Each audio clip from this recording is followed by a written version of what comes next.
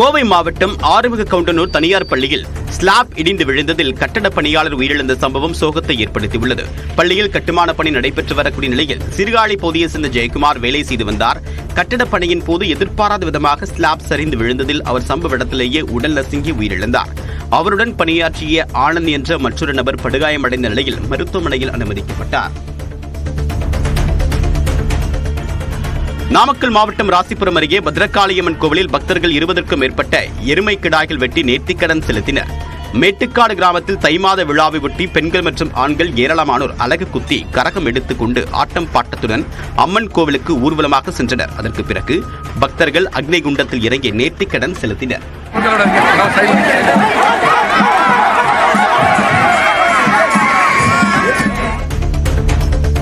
கோவை பாரதியார் பல்கலைக்கழக துணைவேந்தர் பொறுப்புக்குழுவில் இருந்து பேராசிரியர் லவ்லினா லிட்டில் பிளவர் நீக்கப்பட்டார். கடந்த 2022ஆம் ஆண்டு முதல் கோவை பாரதியார் பல்கலைக்கழகத்தில் துணைவேந்தர் பதவி காலியாக உள்ள நிலையில் பல்கலைக்கழக சமூக நலப்பணித்துறை தலைவர் லவ்லினா லிட்டில் பிளவர் உட்பட 3 பேர் அடங்கிய துணைவேந்தர் பொறுப்புக்குழு நியமிக்கப்பட்டது.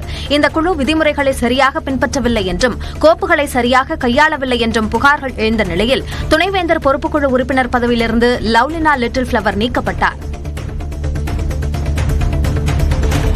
ஈரோடு மாவட்டம் பவானிசாகர் அடுத்த கொத்தமங்கலத்தில் யானை ஒன்று கிராமத்திற்குள் நுழைந்ததால் பொதுமக்கள் அச்சமடைந்துள்ளனர். பெரும் அசம்பாவிதம் நேரும் முன்பு யானையை அடர் வனப்பகுதிக்குள் விரட்ட வேண்டும் என்று கிராம மக்கள் கோரிக்கை விடுத்துள்ளனர்.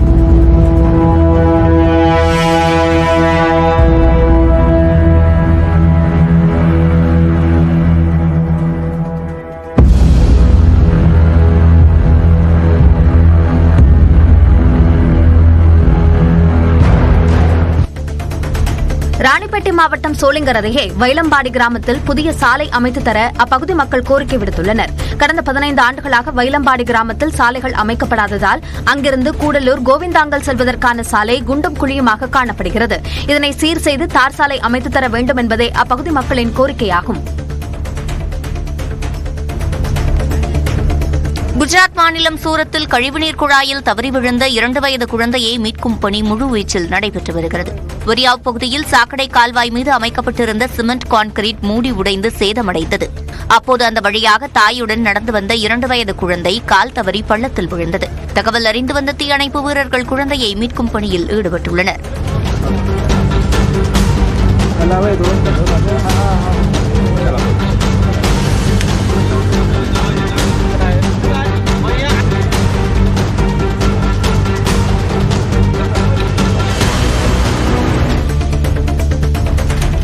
கர்நாடக மாநிலம் தெற்கு கன்னடா மாவட்டத்தில் உள்ள துர்கா பரமேஸ்வரி கோவிலில் பாரம்பரிய திருவிழா வெகு விமர்சையாக நடைபெற்றது.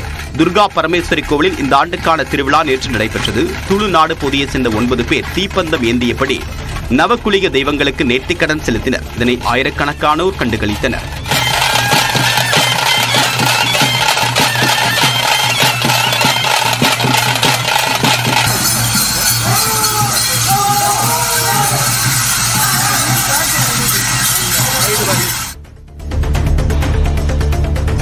உத்தராகண்ட் மாநிலத்தில் திருமணம் செய்யாமல் சேர்ந்து வாழக்கூடிய லிவ் இன் உறவு முறையில் இருப்பவர்கள் அதை கட்டாயம் பதிவு செய்ய வேண்டும் என்று அறிவிக்கப்பட்ட நிலையில் முதல் முறையாக ஒரு ஜோடியின் கோரிக்கை ஏற்றுக்கொள்ளப்பட்டுள்ளது.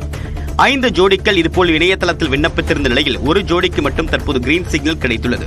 உத்தராகண்டில் அமலாகி இருக்கக்கூடிய பொது சிவில் சட்டப்படி லிவ் இன் உறவு முறையில் வாழ்பவர்களுக்கு அதை கட்டாயமாக பதிவு செய்ய வேண்டும். 21 வயதுக்கு கீழ் இருந்தால் பெற்றோரின் அனுமதி அவசியம் என்றும் தெரிவிக்கப்பட்டுள்ளது.